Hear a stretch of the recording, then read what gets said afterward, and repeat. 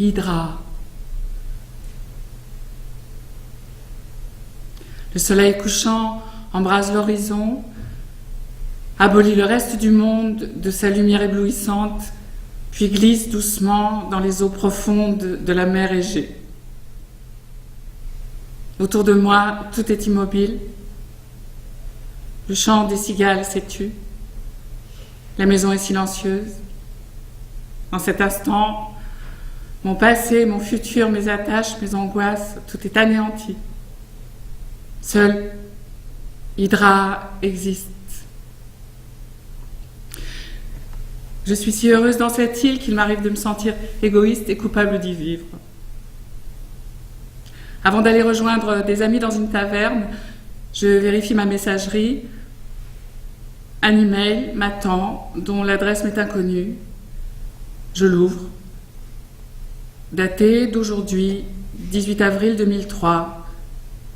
Il vient du consulat américain de Chiang Mai. Madame, je suis désolée de devoir vous annoncer l'arrestation de votre fils Benji à Chiang Mai, Thaïlande. Les charges, possession de narcotiques avec intention de vente, sont sérieuses. J'ai rendu visite à Benji vendredi à la prison. Il semblait être en bonne santé et faire face le mieux possible à sa situation. Il va être transféré dans une aire réservée aux étrangers, moins surpeuplée.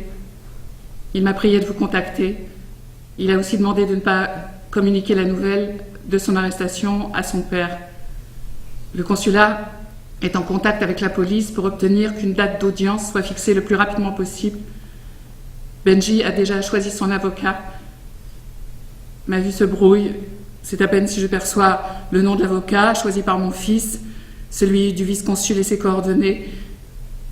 8 heures, minuit à Chiang Mai, trop tard pour appeler le consulat.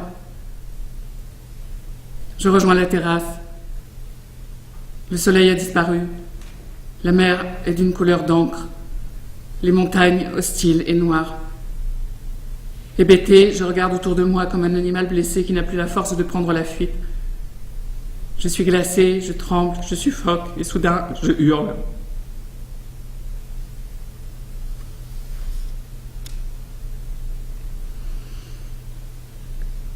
Le lien qui nous unissait autrefois ne s'est jamais rompu, il s'est simplement relâché.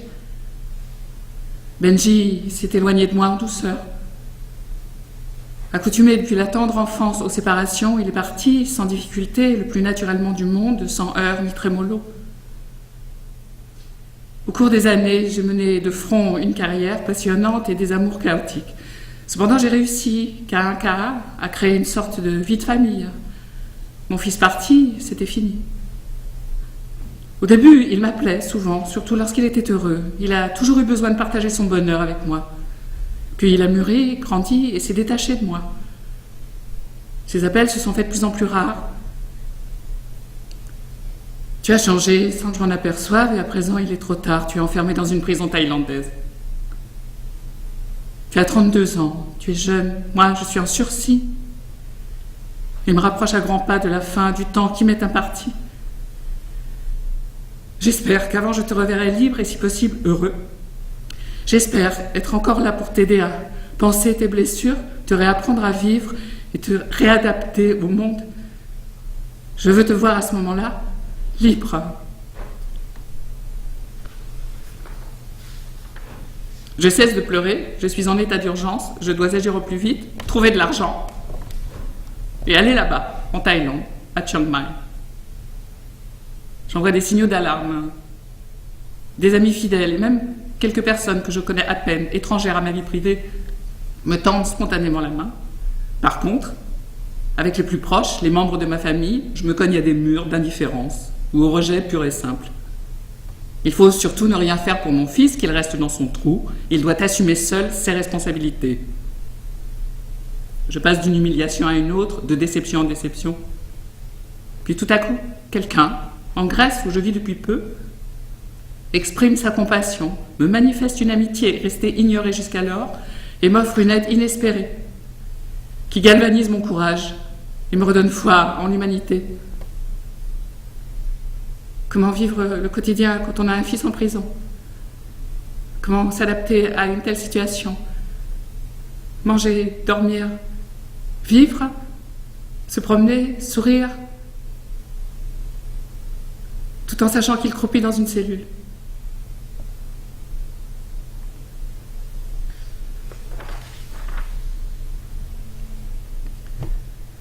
Chiang Mai. Au premier regard, on pourrait se croire dans un campus pour étudiants nantis, planté au milieu d'un océan de verdure où des tuk-tuk et des taxis sagement alignés attendent le client. Le pénitencier fait face au palais de justice, entouré d'un parc situé de l'autre côté de l'autoroute. Mais l'illusion ne dure pas.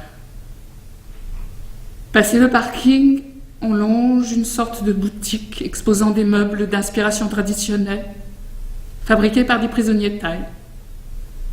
Les détenus étrangers, eux, ne travaillent pas, me dit Ruth B., la vice-consul. Ensuite, on passe devant un magasin aux étals rudimentaires où les visiteurs peuvent acheter des denrées au prix fort pour leurs parents ou amis détenus.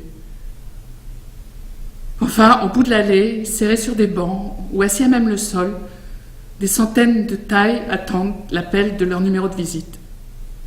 Des vieux, des jeunes et même des enfants. Ils caquettent pour la plupart, tels des oiseaux dans une volière, pour tromper leur impatience. Mais ça et là, quelques individus au visage fermé restent silencieux, centrés sur leur douleur. Les Thaïs ont droit à 10 minutes de visite, 2 fois par semaine.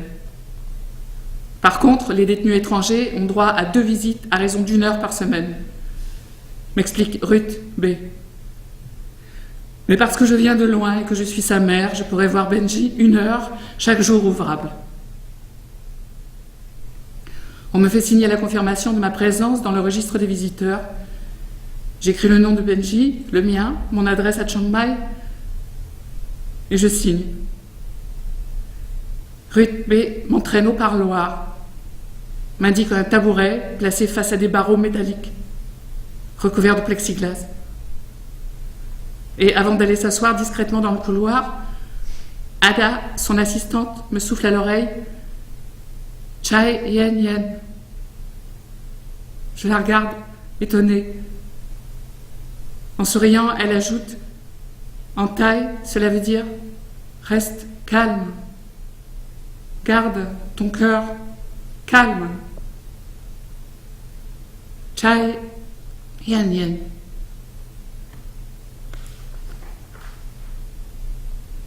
Je te vois arriver derrière la vitre blindée. Tu souris, mais ton expression est tendue. Tu as mauvaise mine, tu sembles fiévreux. Je voudrais poser ma main sur ton front pour mieux en juger, mais c'est impossible. Tes cheveux sont très courts, tu as l'air propre et tu as pris du poids. Ton regard est plus clair qu'autrefois. Par la force des événements, tu es désintoxiqué. Pour combien de temps? Nous en parlons franchement. Tu t'es sevré tout seul. La drogue circule ouvertement dans la prison. On t'en propose souvent. Pour l'heure, tu refuses systématiquement. Tu tiendras bon jusqu'au jugement, j'en suis sûre. Tu tiens à sauver ta peau. Mais après, si tu écopes de 5 ou 10 ans, quelle sera ta réaction? Tu me dis que tu es sorti d'une prison, la drogue, pour entrer dans une autre, que tu ne toucheras plus à ça. Jamais. Tu es sincère sur le moment, je sais, mais tu as si souvent menti. Tu m'avoues aujourd'hui qu'avant d'être enfermé ici et pendant les 10 dernières années, tu n'as jamais réussi à te passer d'héroïne plus de 3 jours. Je t'écoute et te parle via un audiophone qui déforme le son de ta voix. Le bruit des chaînes des prisonniers raclant le sol et à chaque pas, et les coups de sifflet stridents des gardiens nous obligent à parler très fort pour parvenir à nous entendre. Je ne peux pas te serrer dans mes bras, je ne peux pas t'embrasser.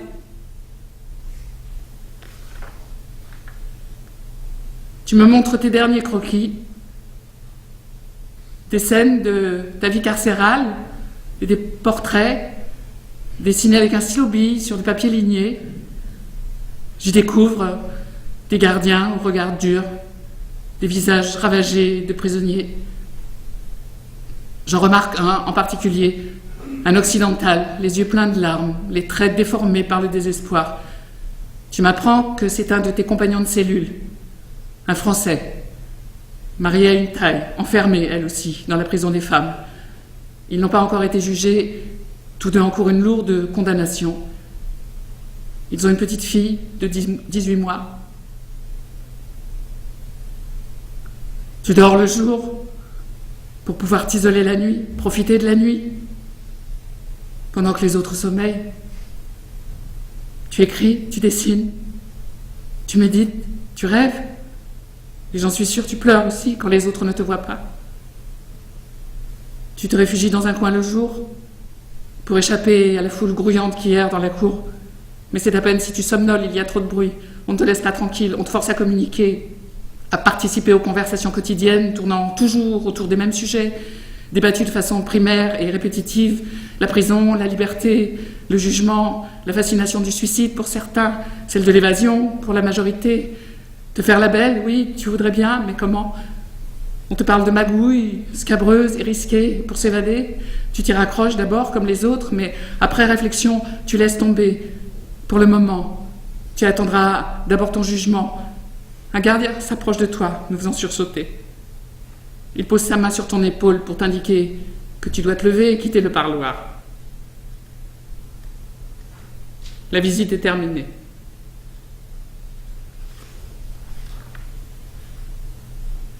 Retour vers l'hôtel dans le silence feutré de la limousine du consulat des États-Unis. Je pose des questions précises, mais d'une voix étranglée, je ne peux plus cacher mon désarroi. À votre avis, combien de temps restera-t-il en prison ? Je vous en prie, parlez-moi franchement. Vous m'avez écrit que Benji risque une longue condamnation. Et dans la voiture, vous avez mentionné que sa peine pourrait être de 10 à 15 ans. Comment est-ce possible ? Il se peut qu'il reste incarcéré en Thaïlande plusieurs années avant d'être extradé aux États-Unis. Aura-t-il le choix ? Je ne suis pas sûre que ce soit mieux pour lui d'être en prison en Amérique. Non, il n'aura pas le choix. D'ailleurs, en Amérique, les prisons sont plus propres et plus confortables. Et Benji y bénéficierait d'un programme de réhabilitation. C'est-à-dire une psychothérapie et une désintoxication. J'explose, mais ce sera trop tard. Si Benji doit rester en prison aussi longtemps, il voudra mourir. Nous ne pouvons rien faire d'autre. Il a été arrêté en Thaïlande et sera jugé selon la loi thaï. Écoutez-moi, vous venez d'arriver, vous êtes épuisé, vous avez besoin de vous reposer. Si vous souhaitez me revoir pour en discuter, je serai disponible pour vous ces jours-ci. Le ton de la diplomate est redevenu sec et froid. Je me rends soudain compte que pour elle, cette histoire n'est que routine, qu'elle fait partie de son boulot, et que le sort de Benji lui est forcément indifférent. Je capitule.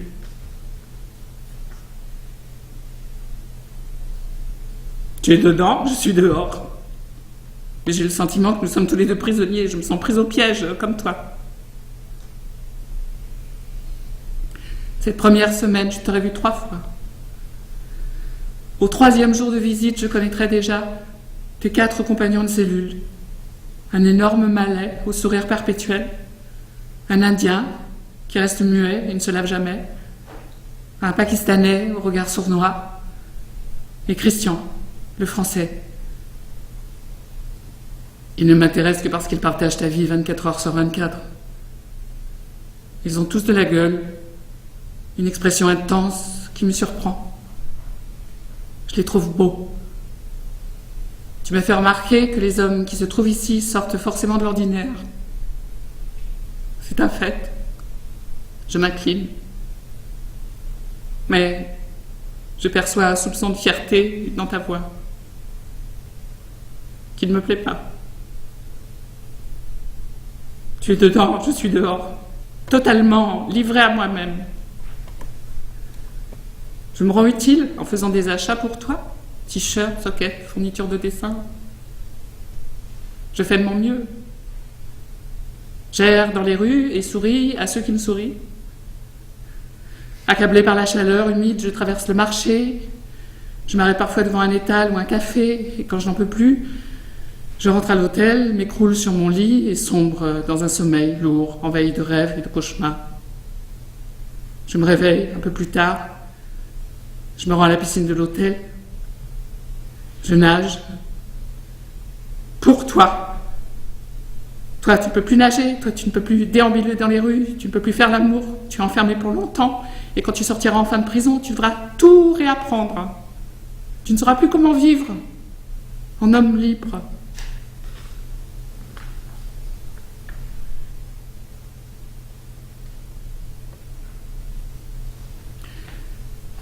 Tu as toujours eu besoin de te dépasser.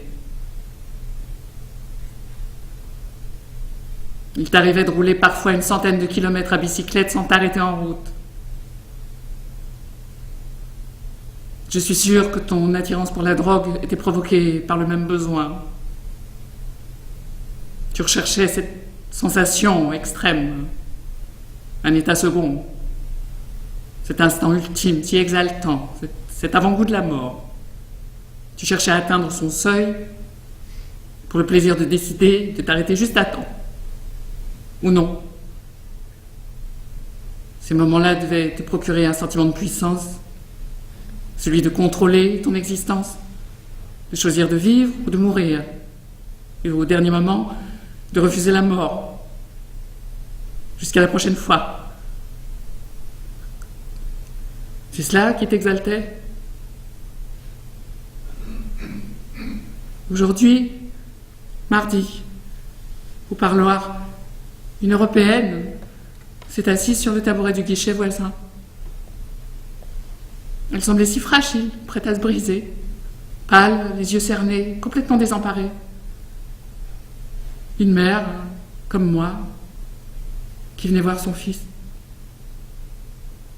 Pendant la visite, je l'ai oublié. Je ne voyais et n'entendais que Benji.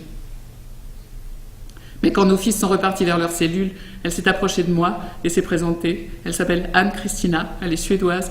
Elle pense que son fils devra rester 4 ans dans cette prison de Chiang Mai, avant son transfert en Suède, où il subirait une longue peine.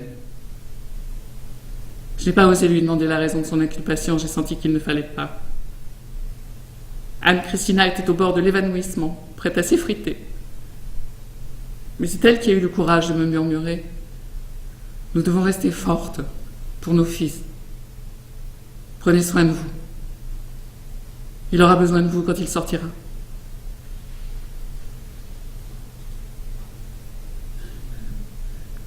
Chaque fois que je te vois, je te demande ce que tu veux et je prends note de tes souhaits. J'emporte cette liste et après une halte à l'hôtel, elle a un toc-toc et part faire du shopping. Du papier à dessin, des feutres, des stylos billes, du papier collant, une bouteille thermos, une cassette des Beatles. Au lieu de ces objets dérisoires, je voudrais t'acheter un revolver, des grenades, des bombes lacrymogènes, une scie à métaux, tout l'équipement nécessaire pour réussir ton évasion. Je rêve de louer un hélicoptère avec son pilote pour te lancer une échelle dans la cour du pénitencier. Je t'imagine grimpant les échelons un à un vers le ciel, le cœur battant, je suis des yeux ton ascension, la portière où tu t'engouffres se referme derrière toi et les hélices vrombissantes de l'appareil t'emportent loin. Je voudrais pouvoir acheter la terre entière en échange de ta liberté. Au lieu de ça, je dis à la vendeuse du centre commercial qui me montre des soquettes blanches taille 44 que je prendrais plutôt des noirs parce que c'est moins salissant.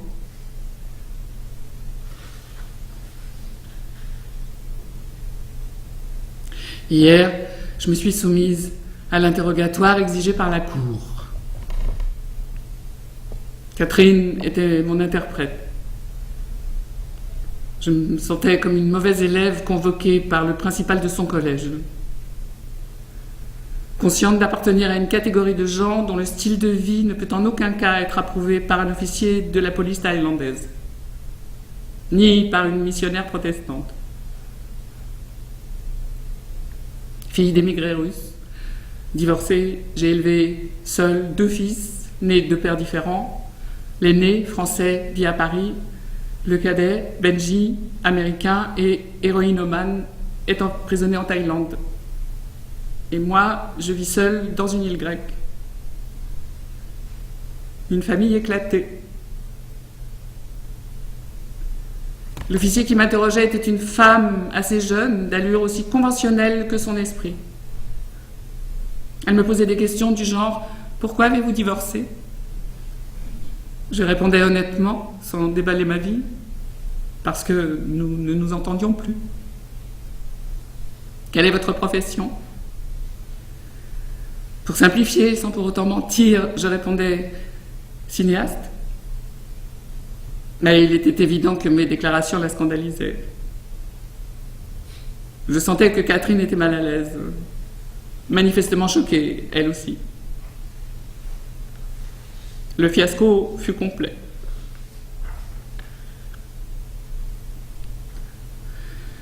Mon billet d'avion m'impose de voyager à date fixe et mon visa expire dans quelques jours. Je ne pourrai pas rester à Chiang Mai jusqu'à la prochaine audience.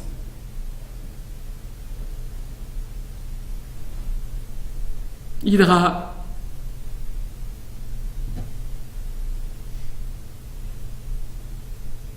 Je suis revenu de Thaïlande depuis une dizaine de jours, mon compte en banque virant en rouge.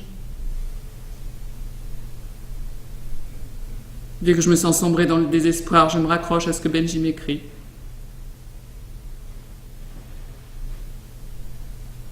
Je voudrais te savoir heureuse, dans un bon état d'esprit et que tu te sentes bien. T'imaginer en train d'apprécier pleinement ta vue sur la mer et les montagnes du Péloponnèse. L'immensité de tels espaces me procure des émotions grâce à toi. Certains pensent que la seule façon d'être en empathie pour autrui est d'endurer et d'absorber leur peine. Je crois que je peux devenir plus fort et résolu en te sachant heureuse et saisissant à pleine main toutes les bonnes choses de la vie. Je me rends compte à présent combien le temps est précieux et tout ce que la vie peut nous offrir. Du travail m'attendait à Hydra, une caisse pleine de scénarios à traiter. Mais aujourd'hui, je me sens incapable de lire ou d'analyser quoi que ce soit. Je viens d'apprendre par un email de Catherine que Benji entendra sa sentence demain, 12 septembre, à partir de 9h, au tribunal de Chiang Mai. En état de choc, comptant sur la lenteur asiatique, j'étais persuadée que la sentence ne serait donnée que dans quelques mois, oubliant que les Thaïlandais suivent leur propre logique qui consiste à ne pas en avoir.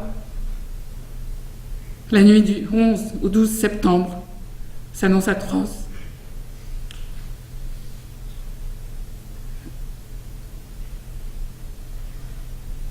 Il fait nuit en Grèce, mais à Chiang Mai, l'aube s'annonce déjà.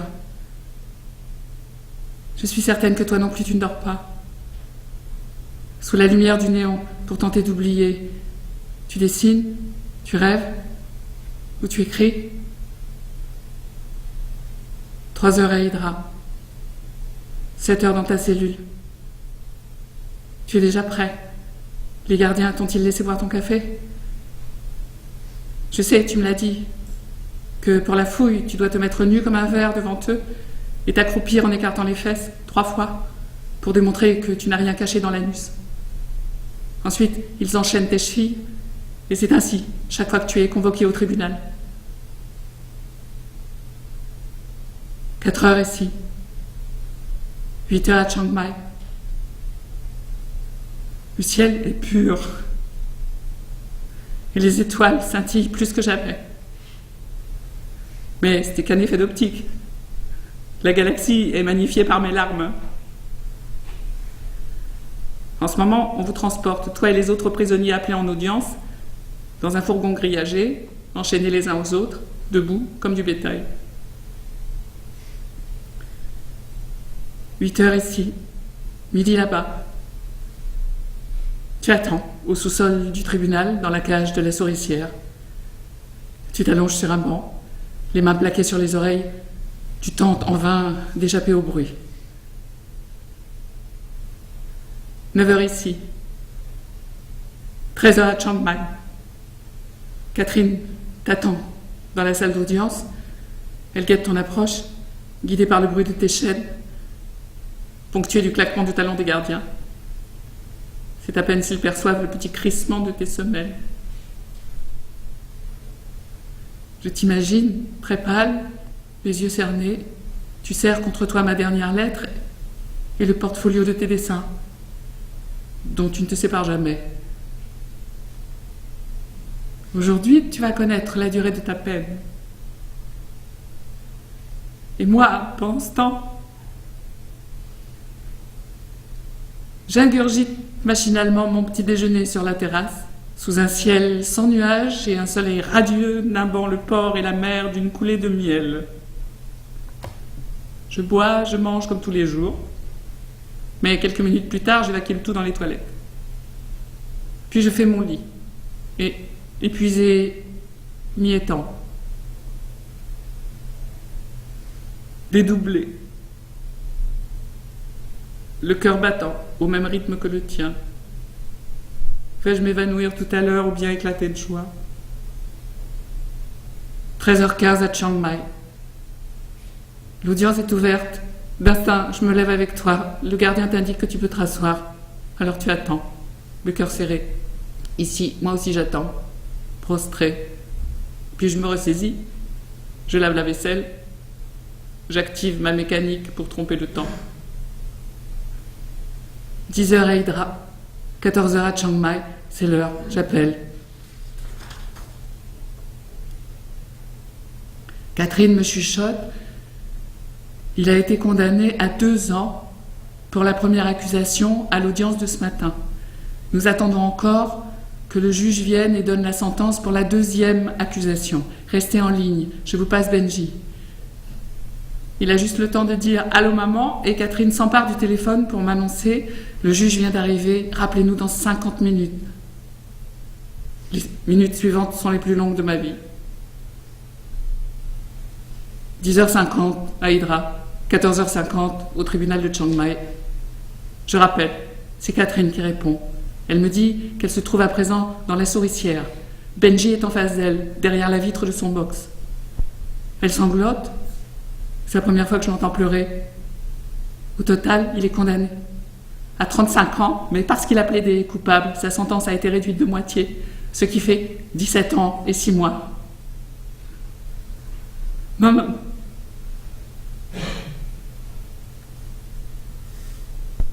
c'est pas possible, je ne peux pas y croire. Je sanglote avec elle, je lui fais répéter. Oui, 17 ans et 6 mois, je suis si désolée. Je bredouille, je peux lui parler, essayons. Je comprends qu'elle plaque son téléphone contre l'interphone du guichet de Benji, mais je n'entends que des crachotements. Catherine reprend l'appareil. Désolée, ça ne marche pas. Vous êtes encore là? En larmes, je la supplie. Catherine, dites à Benji tout mon amour, que nous n'allons pas abandonner, nous allons nous battre. Dites plus pressé courageux. Oui, je lui dirai. Je raccroche. Je n'ai plus qu'une envie, mourir. Mon fils vient de perdre plus de 17 années de sa vie. Moi aussi.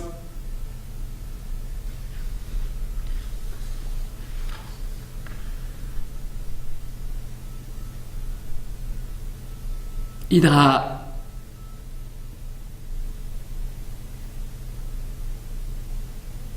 J'essaye de regarder calmement la vie passer, mais je me sens trop mal, je n'y parviens pas. C'est une journée de cinémascope, avec un ciel intensément bleu qui se fond dans la mer Égée.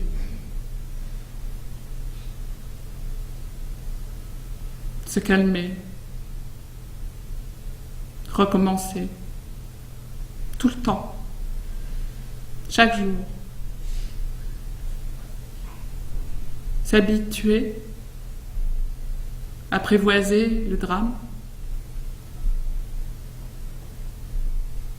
Ici, pendant la saison morte, le temps ne passe pas, il glisse.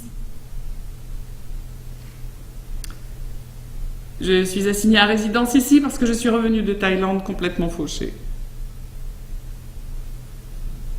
Jusqu'à mon prochain voyage, je vis cette période d'hiver. Mes pensées à Chiang Mai et dans l'attente de tes lettres.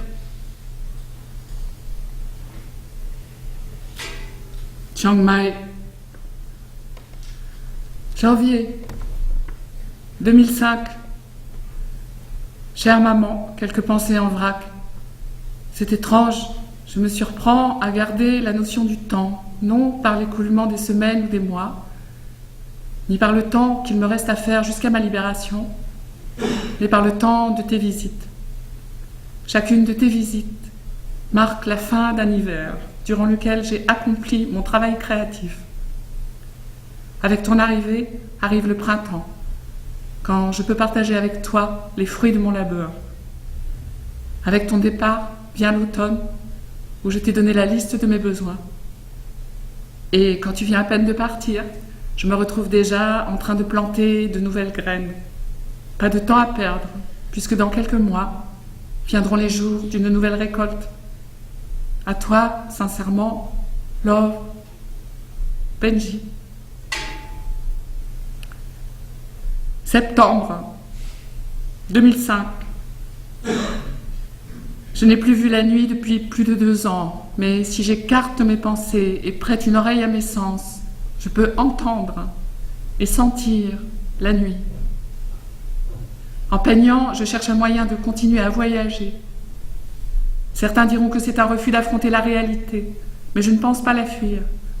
Je cherche seulement à explorer. L'exploration mène au changement. Peindre, pour moi, est un mode d'exploration. Je dois peindre ce que je veux peindre, et pas ce que je sais peindre. Ce qui signifie que j'aspire à un certain contrôle, alors qu'en même temps, je souhaite suivre le mouvement, en utilisant tous les accidents qui peuvent survenir au cours de la création d'un tableau.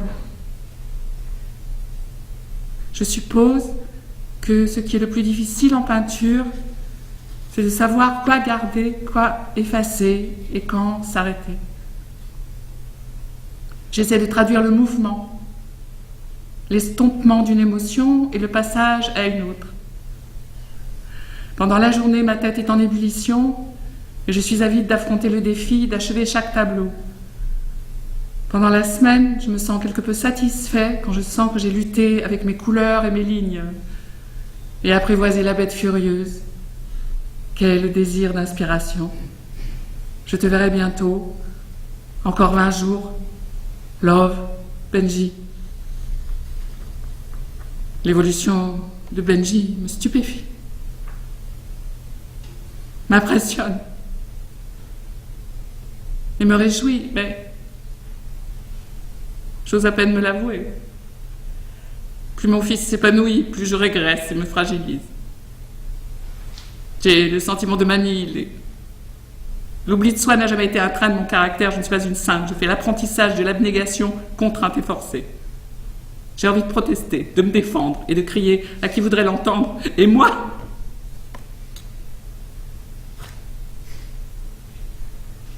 Benji, cette lettre t'est destinée, mais je ne te l'enverrai pas. J'ai des crises de hargne et de fureur, et c'est toi qui les provoques. En détruisant ta vie, tu as détruit la mienne. C'est une vérité que j'essaye d'étouffer. Je suis emprisonnée pour des années, comme toi. Comment faire face? Comment assumer ce fardeau? Quel est mon avenir? Quand tu sortiras, je serai vieille. Ou bien je ne serai plus là. Et si je vis encore, comment assumer jusqu'au bout le poids matériel que ta situation représente? Je mégote chacune de mes dépenses nécessaires à ma survie afin de garder suffisamment d'argent pour que tu manges à ta faim, pour t'habiller, payer tes cigarettes et les fournitures dont tu as besoin pour peindre et dessiner. Comment trouver de quoi payer mes frais de voyage pour venir te voir pendant les années à venir? Je ne peux pas m'offrir les soins d'un dentiste, ni les frais médicaux dont j'ai pourtant besoin. Il faut d'abord régler les honoraires de ton avocat. Par moments, je t'en veux terriblement. Je m'apitoie sur mon sort et je te traite de tous les noms. Puis l'horreur dans laquelle tu vis m'assène en retour une formidable gifle. Je dois rester forte pour t'aider.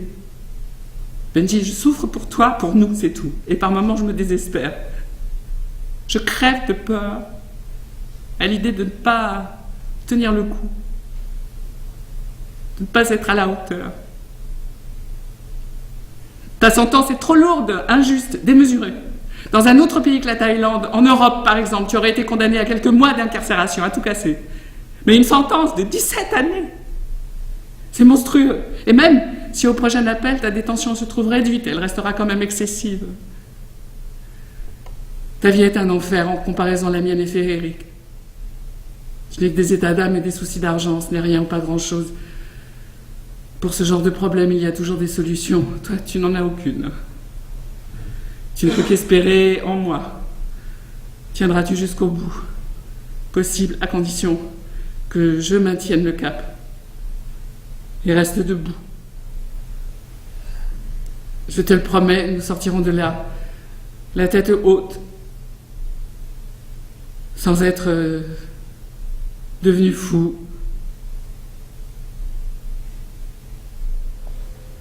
Bangkok, pénitencier de Lei Diao, 2005. À Chiang Mai, tout était plus facile. Ce premier séjour à Bangkok ressemble à un parcours du combattant, un marathon fait de journées à la fois frénétiques et routinières, totalement harassantes. Quant à mes démarches auprès de l'ambassade des États-Unis et des responsables de la prison, elles s'avèrent frustrantes et me laissent humiliée. Tous les jours de la semaine, sauf le dimanche, je fais des courses pour Benji. En pestant, je me ferai un passage dans la cohue qui envahit les trottoirs, je maudis les gens, le chaos, la cacophonie des klaxons, les coups de frein, le beuglement de la musique explosant d'un bar ou d'un fitness club. Je maudis la terre entière et je maudis aussi Benji. Puis mes colis préparés, je les amène au bureau de poste le plus proche. En Thaïlande, pour chaque envoi destiné à un détenu, l'expéditeur doit présenter son passeport, remplir un formulaire, spécifier l'adresse et le numéro de téléphone du lieu de son séjour et décrire le contenu de son colis. Le soir venu, de retour à l'hôtel, j'imprime, une à une, les photos des tableaux de Benji, afin de reconstituer un dossier complet de ses œuvres, puisque lors de son transfert, il a dû abandonner le sien à Chiang Mai.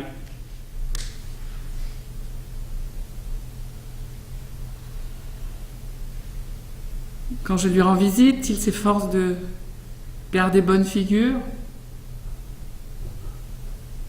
Il accepte son destin de prisonnier. Et dans cette gigantesque cage qu'est le pénitencier de Lei Diao, il parvient, à force de volonté, à supporter l'horreur de sa vie quotidienne. Son corps est présent. Et il répond quand on lui parle. Mais ses pensées restent ailleurs. Moi, je sens à m'en faire mal qu'il n'en peut plus. Malgré la dure discipline qu'il exige de lui-même tous les jours, il est à bout. Il suffirait de peu pour le briser. Aujourd'hui, il est entré dans le parloir, d'un pas traînant, comme s'il hésitait à me rejoindre. Il s'est assis sur le banc, m'a dit bonjour d'une voix blanche, a baissé la tête, et puis est resté silencieux. Ça ne va pas du tout, Benji. Qu'est-ce qui t'est arrivé? Ce matin, je me suis réveillée le premier dans la chambrée, comme d'habitude, serrés comme des anchois dans un bocal. Nous sommes 5 en ce moment, dans la cellule. Englué de sueur, j'ai dégagé mon bras, coincé par l'épaule de mon voisin. Puis je me suis tournée vers lui pour le secouer et lui reprocher de prendre trop de place. L'homme était rigide, la peau verdâtre. Ses yeux ouverts semblaient fixer le vide.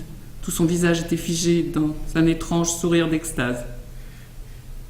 Il était mort d'une overdose au cours de la nuit. C'était un Italien arrivé depuis 2 jours à Lei Diao. Il avait l'air plutôt sympa, c'est à peine si on avait échangé quelques mots.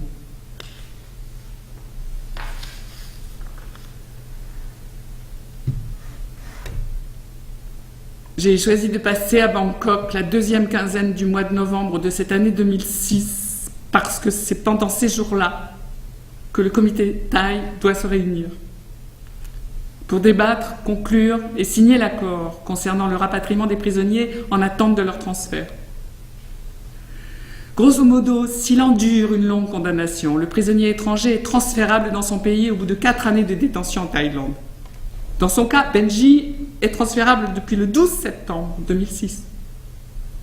Du côté américain, son dossier est complet. On n'attend plus que cette réunion du Conseil thaï, du comité thaï, composé de représentants de la police, de la prison, de la justice et des affaires étrangères, pour procéder au transfert de Benji aux États-Unis. La fin se rapproche, sans doute. Mais la fin de quoi? La fin de sa détention dans un système pénitentiaire thaï. Mais en réalité, cette fin n'est au mieux qu'un obstacle à franchir parmi beaucoup d'autres qui l'attendent. Il va devoir trouver un moyen de s'adapter et de nourrir sa créativité quand il sera dans une prison fédérale américaine. Il soupçonne que ce sera plus dur à réaliser qu'à Lady Diao. Mais il affirme que s'il peut obtenir du papier et un crayon, il ira bien. Et maintenant, encore plus d'attente, de report, de retard et d'attente. Plus on attend, plus le temps semble fléchir et sombrer dans un abîme sans fond.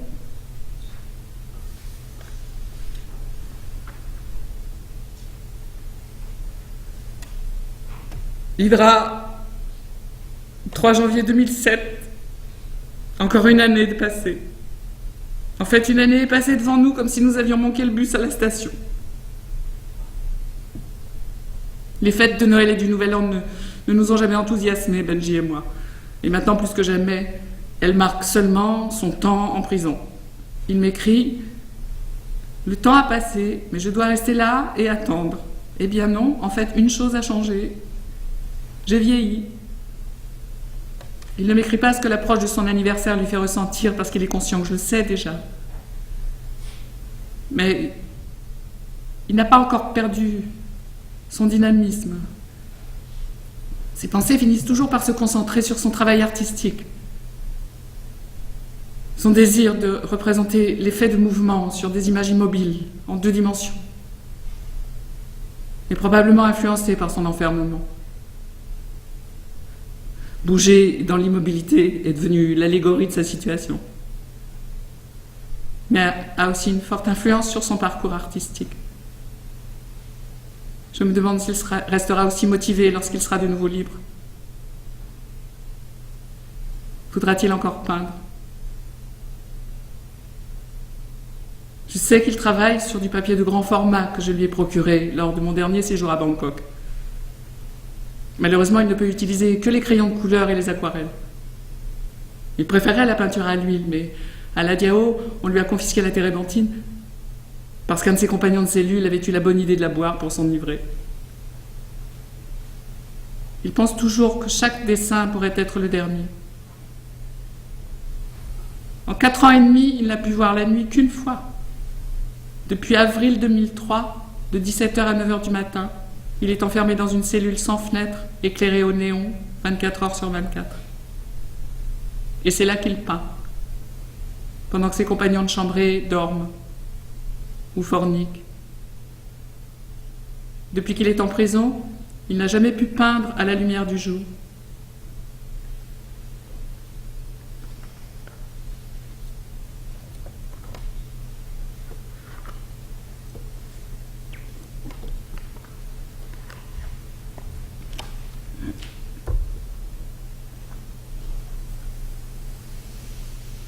Ce matin, une surprise m'attendait à la poste, une enveloppe en provenance de Thaïlande comportant le cachet du centre de détention avec une mention spéciale de l'expéditeur. Ma dernière lettre de Klang Prem Prison, Lady Diao, Benji. 20 novembre 2007. Chère maman, où, comment, quand, pour combien de temps, et ensuite, quoi? Mon estomac est noué d'inquiétudes positives. Dès que je serai dans cet avion, je devrais m'exercer pour briser la glace avec mes US Marshall, aussi épais qu'ils puissent être. Parce que, merde, je vais devoir me vendre aux conseillers de la prison, au comité de libération conditionnelle, à mon officier de probation, à mes employeurs potentiels, à mon futur propriétaire et à d'autres innombrables gens. Si tout se passe comme prévu, Benji quittera la prison de Lady Diao dans quelques jours. Les menottes au poignet, il sera encadré par des marshals qui l'emmèneront à l'aéroport de Bangkok, d'où ils s'envoleront pour les États-Unis.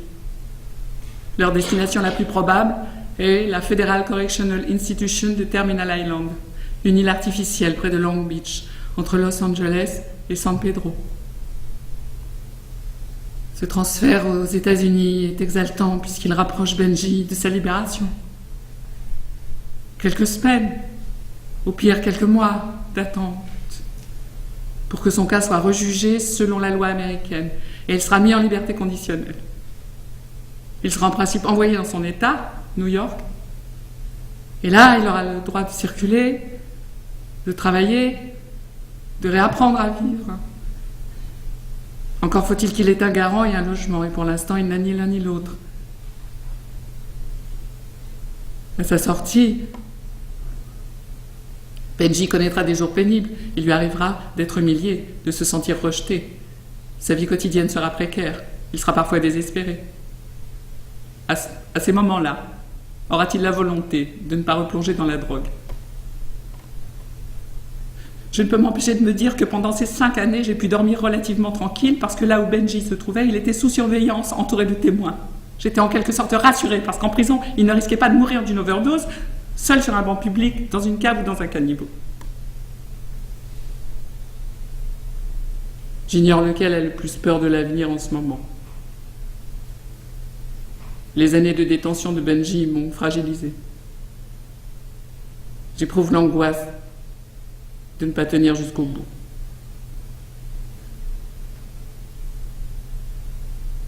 Je suis fauchée au point de n'avoir pu quitter Hydra cette année. En même temps, depuis quelques jours, je navigue sur Internet et rêve à présent de pouvoir m'envoler jusqu'à Long Beach pour aller voir Benji dans la prison fédérale de Terminal Island, à San Francisco. Ne serait-ce que pour le serrer dans mes bras. Car je connais déjà par cœur les heures et la réglementation des visites aux détenus. Là-bas, il n'y a pas de séparation entre le visiteur et le prisonnier. Ils peuvent s'asseoir ensemble. Ils ont le droit de s'embrasser. Son anniversaire est le 5 janvier. Je voudrais tant pouvoir lui faire la surprise de ma visite ce jour-là.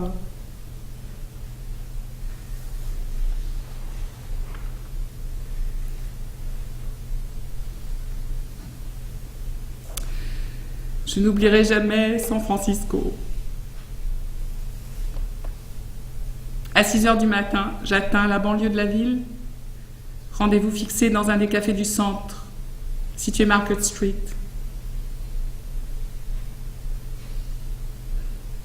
Je n'oublierai jamais. Jamais. En entrant dans le Starbucks bondé, je l'ai tout de suite repéré. Juché sur un tabouret du comptoir, il avalait goulûment, en toute liberté, son premier breakfast américain. Il bafferait tout en lisant. Je ne voyais de lui que son profil perdu et ses cheveux mal coupés. Je me suis rapprochée, je l'ai appelé doucement. Il a tourné la tête, m'a souri et s'est levé pour venir à ma rencontre. Bien sûr, nous nous sommes embrassés, mais nous étions gênés de nous étreindre pour la première fois depuis si longtemps dans un lieu public. Il avait terriblement changé depuis ma dernière visite à Lady Howe. Ses yeux s'étaient agrandis de cernes sombres, les tempes et les joues creuses et la bouche édentée. Très pâle, la peau fripée par le manque de sommeil. Il paraissait vieilli. Mais ses yeux étaient vifs et son corps souple. Il vibrait d'énergie. Et je l'ai trouvé beau. Nous étions très émus. Nous avons pris un ton léger de comédie. Il parvenait à être drôle. Et je riais trop fort. Nous avons longuement déambulé dans les rues, avec des haltes, dans pas mal de bistrots, buvant du café à nous en rendre malades. Et moi, je le regardais boire et manger avec un ravissement qui devait sembler stupide aux anonymes qui nous observaient, surpris par une telle manifestation de joie au petit matin. Il ne pouvait se douter que ce jeune homme si pâle venait de sortir d'une prison pour se rendre avant midi dans une autre. Les heures enfilaient à toute allure sans qu'on s'en aperçoive. Soudain, il était presque 11 heures. Et grand temps de conduire Benji au Halfway Center. Nous nous sommes dit au revoir. Je l'ai vu disparaître derrière la porte, son sac à l'épaule. Son bagage ne comptait qu'un rasoir, une brosse à dents, 2 slips, 2 t-shirts, du papier à crayon, une gomme et un stylo bille. À part cela, il ne possédait que ce qu'il portait sur lui. Le jean, le t-shirt, la paire de Nike que je lui avais fournie à Bangkok, et un blouson qu'il avait réussi à troquer avec un de ses co-détenus. Avec le recul, je me rends compte aujourd'hui que la suite des événements s'est déroulée très vite, mais sur le moment, une évolution positive de la situation restait improbable. Les journées étaient statiques et l'attente interminable. La durée de mon séjour et mon paquet de dollars s'amenuisaient dans le cœur, inexorablement. À la dernière semaine de mon séjour, Benji a obtenu plusieurs autorisations de sortie. Je prenais le train pour le rejoindre à San Francisco. Et là, c'était chaque fois une fête. Pouvoir l'observer, choisir une chemise, un pantalon. Pour n'importe qui d'autre, ce genre de shopping est banal. Pour moi, c'était vraiment du plaisir. Au premier regard, l'attitude de Benji n'avait rien de particulièrement remarquable, mais pour nous deux, c'était différent. Il redécouvrait des actes d'homme libre. Au restaurant, il savourait tout, appréciait le moindre détail, les décors de la salle, le sourire du serveur, les couverts, le pain chaud et la serviette immaculée. Il accomplissait chaque geste méthodiquement, avec élégance, à la fois surpris et satisfait de constater qu'il n'avait rien oublié.